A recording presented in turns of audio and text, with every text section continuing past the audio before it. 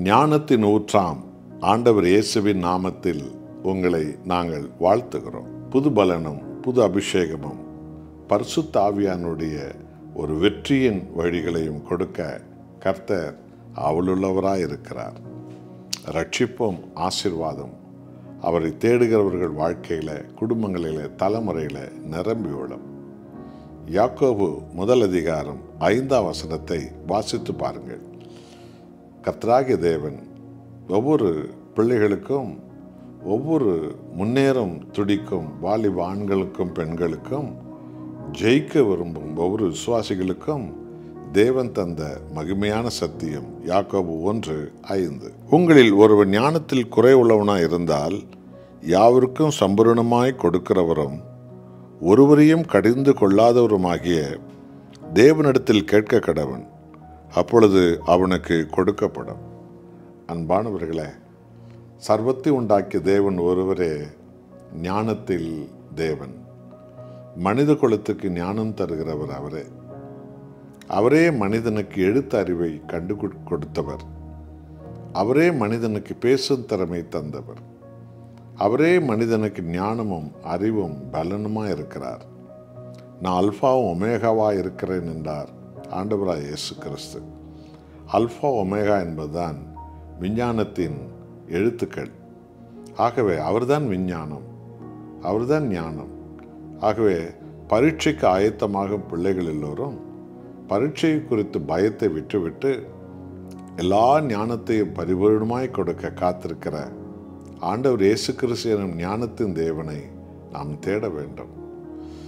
அவர் எல்லா ஞானத்தையும் கொடுத்து பரீட்சையில் நீங்கள் நல்ல மார்க் பெற்று வாலிப தம்பி தங்கச்சிமார்கள், இன்னும் வாழ்க்கையில் முன்னேற நினைக்கிற ஒவ்வொரு சகோதர சகோதரிகளும் அந்த ஞானத்தோடு வளரும்படி தேவன் உங்களை உயர்த்துவார். குடும்பத்தை நடத்த ஞானம் தேவை. தொழில் செய்ய ஞானம் தேவை.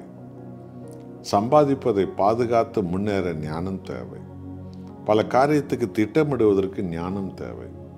எவ்வளோ விஷயத்தில் முன்னேறுவதற்கு ஞானம் நமக்கு தேவை.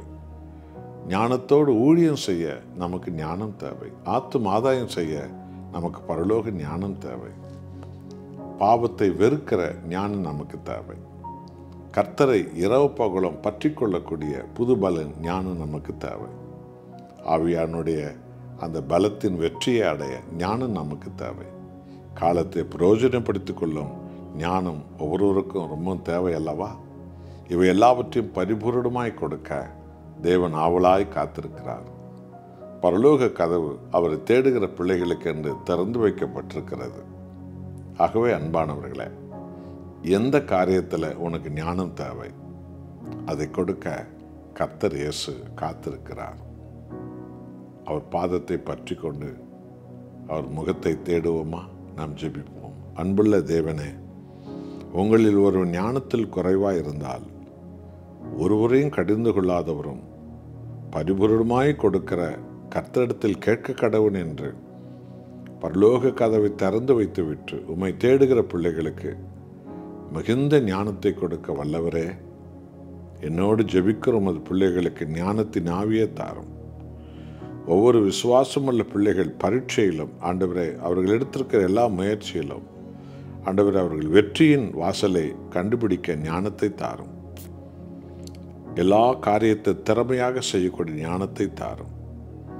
காலத்தை பிரயோஜனப்படுத்திக் கொள்ளக்கூடிய ஞானத்தை உம்முடைய ஜனங்களுக்கு தாரும். ஆத்தும் ஆதாயம் செய்ய ஞானத்தை சபைகளுக்கும் ஊழியர்களுக்கு தாரும். எல்லாவற்றையும் ஞானத்தோடு செய்து முடிக்கிற வல்லமையை எங்களுக்கு தாரும் தேவனே. உம்மையே மகிமைப்படுத்துவோம். இயேசு நாமத்தில் பிதாவே, ஆமென்.